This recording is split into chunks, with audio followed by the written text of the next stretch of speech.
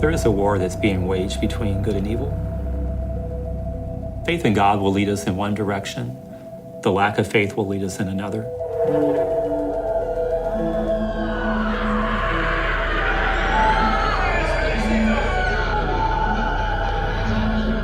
I have seen many manifestations of evil, and exorcism is the only cure for one who's truly demonically possessed.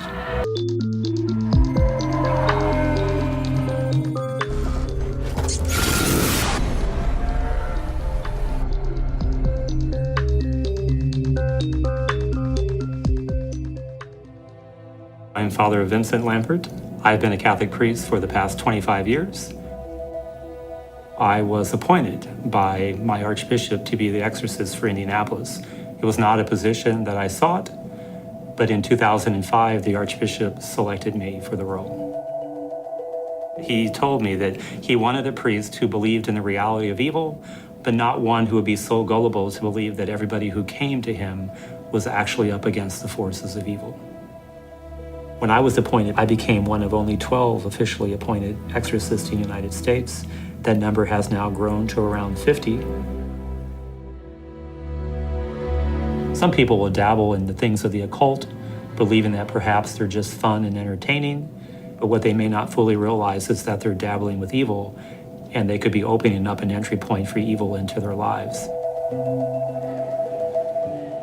Take this, all of you, and eat of it, for this is my body, which will be given up for you.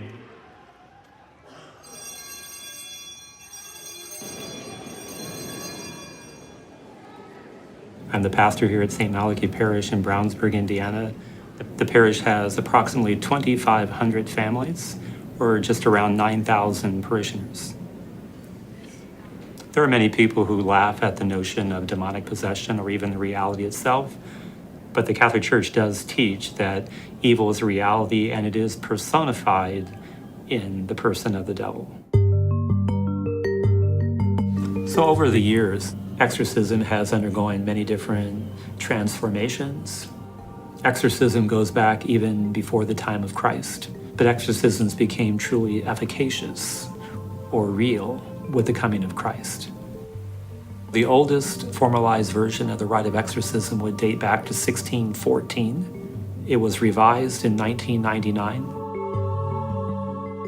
Some of the manifestations I've witnessed over the years seem kind of incredible, incredulous. I think the manifestations that one sees in movies, such as The Exorcist, all that truly is possible. Eyes rolling in the back of the head, foaming at the mouth, growling and snarling like a wild to levitate during the exorcism. Now, these manifestations are meant to distract the exorcist. And I learned quickly that the exorcist should not focus on the manifestations of evil, but focus on the power of God that is at work.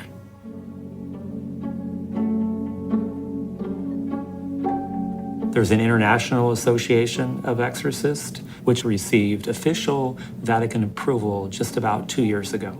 I am a member of that organization, and there's a gathering in Rome every other year. Demonic possession is extremely rare. 1 out of every 5,000 people who contact me is a genuine case of demonic possession. Hello, Mary, how are you? Obviously, this is a ministry that I cannot do alone. So there's a lady that works with me, and I jokingly like to refer to her as my exorcistant. She's really the first line of defense. I work for Father Vincent. The majority of people that she talks to just need a listening ear. I can help answer any questions that you have. Well, I've got a revolving list right now of some people that are local because they would be in our diocese. I have that one guy from Southern Indiana that keeps calling, and I don't think he remembers all the times that we've talked, because he always acts like no one has ever talked to me or ever tried to help me. And that's what gives credence to the fact that this is truly something of a mental health issue as opposed to something that's demonic. Of course, it doesn't help, too, because I also, I was just talking with another priest. He was telling me that he just doesn't believe any of this, Some people will accept what the church believes and teaches about the reality of evil. Some people won't.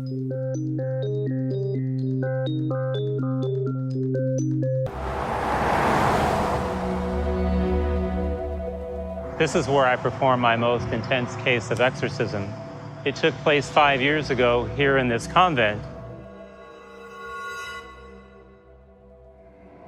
The items I use for exorcism.